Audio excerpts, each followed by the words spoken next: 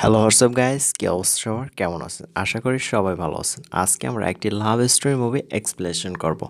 আশা করি মুভি এক্সপ্লেনেশনটি সবার কাছে ভালো লাগবে।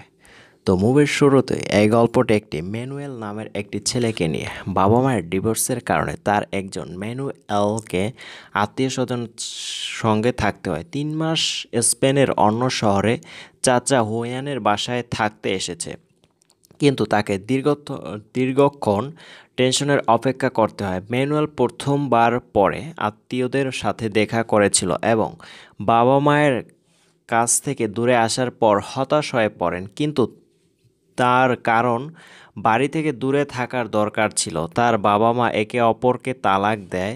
ম্যানুয়াল যখন জুনায়ের বাড়িতে পৌঁছালো, তিনি জানতে পারলেন যে তিনি চাচা ছিলেন। এই তিনজন খুব অসাহসী মানুষ, একই ভবনে থাকেন, তবে তিনজন মাসের পর মাস বিভিন্ন বাড়িতে থাকতে হবে। প্রথম ম্যানুয়ালকে জুনায়ের বাড়িতে থাকতে যাচ্ছে। পরের দিন আমার দোকানে নিয়ে গেল, সেখানে শুধু লাভস্ত আছে, এবং সে তার চাচাকে নারীদের কথা বলে। ম্যানুয়ালকে ফ্লার্ট করতে দেখে তার কাছ থেকে কাজ শিখেছিল, কিন্তু তারপর সেখানেই মেয়ে ফানা শান্তা থাকে। দেখার সাথে সাথে আসে ম্যানুয়ালকে তাকে পছন্দ করে বলে মনে হচ্ছে। জুনান এবং ফনা সন্তানের সাথে সময় কাটান। তিনি খুব খুশি হয়েছিলেন এবং একদিন তিনি তাদের উভয়কে দেখছিলেন, যেখানে শহর থেকে দূরে আপনি আউটিং নেগিশন শান্তির পরিবেশ। দুজনেই ইভান ম্যানুয়ালকে চিত্রশিল্প শেখানো শুরু করে, প্রকৃতির সৌন্দর্যের কথা বলে আর সেই সৌন্দর্যকে ছবিতে ধারণ করে। চেষ্টা করতে লাগলাম। কিছুক্ষণ পর একজন লোক এসেছে, তাকে দেখে ভয় পেয়ে গেলেন ম্যানুয়াল ও ফুনা সন্না। ওকে আমার কাছে অদ্ভুত মানুষ মনে হচ্ছে, ভগবান বলেন আর হওয়ান বলেন। ম্যানুয়াল তাকে একটি আপেল খেতে দেয়, তখন তার অদ্ভুত সব কথা শেষ হয়নি এবং তিনি আবার বলতে শুরু করলেন যে আমি অদৃশ্য হয়ে যাব এবং এমন অদ্ভুত কাজ করে দেখাতে পারি। তিনি এটি করার পর চলে গেলেন এবং তারপর আমরা পরবর্তী দৃশ্য দেখতে পাই। ফোনা সাতকে মামা ডাকতে দেখা যাচ্ছে।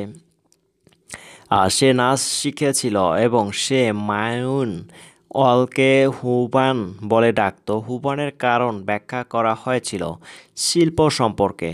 ম্যান অয়েল আর্টিফিশিয়াল থেকেও আরও শিল্প এর সৌন্দর্য বুঝতে শুরু করে দিয়েছিলেন, কিন্তু এদিকে তার মনোযোগ নষ্ট হয়ে গেছে। ম্যানুয়াল গোদের দিকে বেশি মনোযোগ ছিল। ধীরে ধীরে আমি শানকেও আরও বেশি পছন্দ করতে লাগলাম।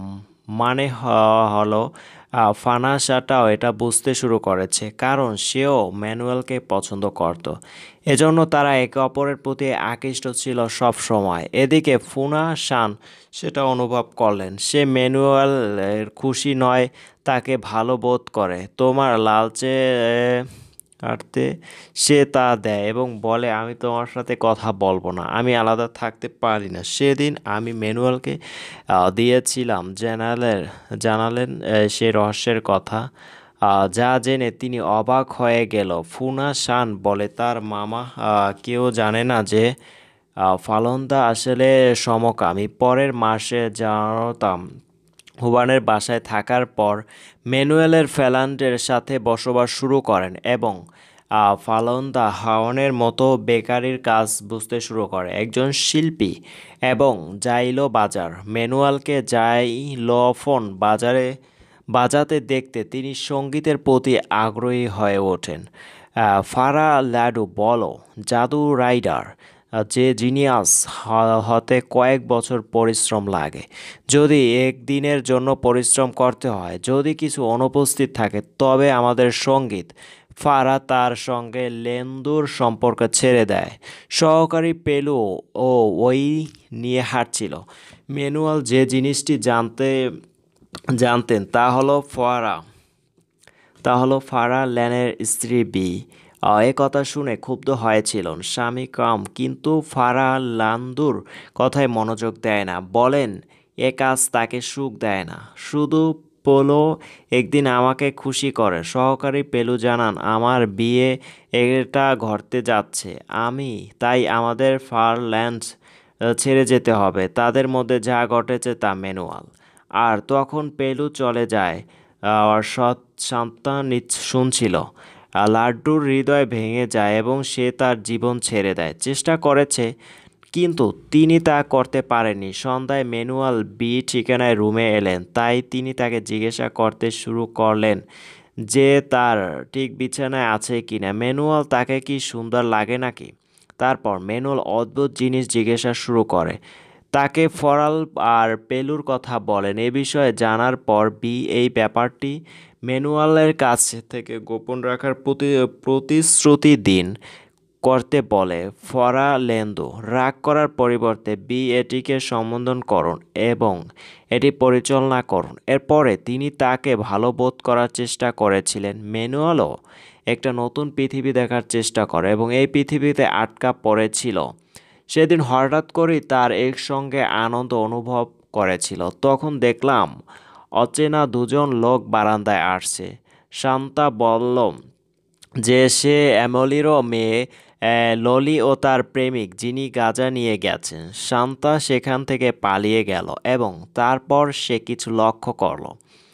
এসে বলল যে আমার বাড়িতে কিছু আছে, তারা বাড়িতে গিয়ে ভুল করছে। জানা গেল ফারা লান্দু মারা গিয়েছে। কারো মন খারাপ ছিল, কিন্তু সে সব থেকে বেশি বিরক্ত ছিল। ঠিকানা ছিল বি। হঠাৎ করেই ওই জমি জানালেন, কিন্তু তিনি পরে গিয়ে মারা যান। তার বড় ভাই এমিলি ফালান্দাকেও জমি দেন, কিন্তু অসচেতন অবস্থা দেখলেই বুঝতে পারলাম হৃদয় ঠিক সময়ে এমিলিও তাকে দেখতে এসেছে। সেদিন বাঁচাতে সফল। পরে ম্যানুয়াল এমিলির বাড়িতে থাকতে শুরু করে। এমিলিরও বোন মার্গারেটের ম্যানুয়ালের কাছে শেখানো শুরু হয়, কিন্তু ম্যানুয়াল তাকে এমিলিকেও শেখানো শুরু করে। একদিন স্ত্রী লুলাকে উত্ত্যক্ত করে থাকেন। ম্যানুয়ালের বাবা আন্তোনিও ফোন করে। ম্যানুয়াল জানতে পেরেছিল সে ইতালিতে থাকবে না। তারপর তাদের সাথে বাবা মার সাথে সবাই একসাথে আবার থাকতে শুরু করেন। তাদের মধ্যে মূল বোঝাবুঝি যেটা হয়েছিল সেটা আবার সব মিটে গেছে। এবার তারা সবাই একসাথে থাকতে পারে, এরকম ফ্যামিলি একদম ঠিক হয়ে গিয়েছিল। এটাই ছিল আজকের মুভির এক্সপ্লেনেশন। খুব ছোট্টভাবে এক্সপ্লেনেশন করলাম। আর যদি ভিডিওটা ভালো লাগে থাকে অবশ্যই ভিডিওতে লাইক কমেন্ট শেয়ার করবেন। আর যারা চ্যানেলটি সাবস্ক্রাইব করেন এখনও, তাড়াতাড়ি চ্যানেলটি সাবস্ক্রাইব করেন। আর যারা অলরেডি সাবস্ক্রাইব করছেন তাদেরকে অসংখ্য ধন্যবাদ।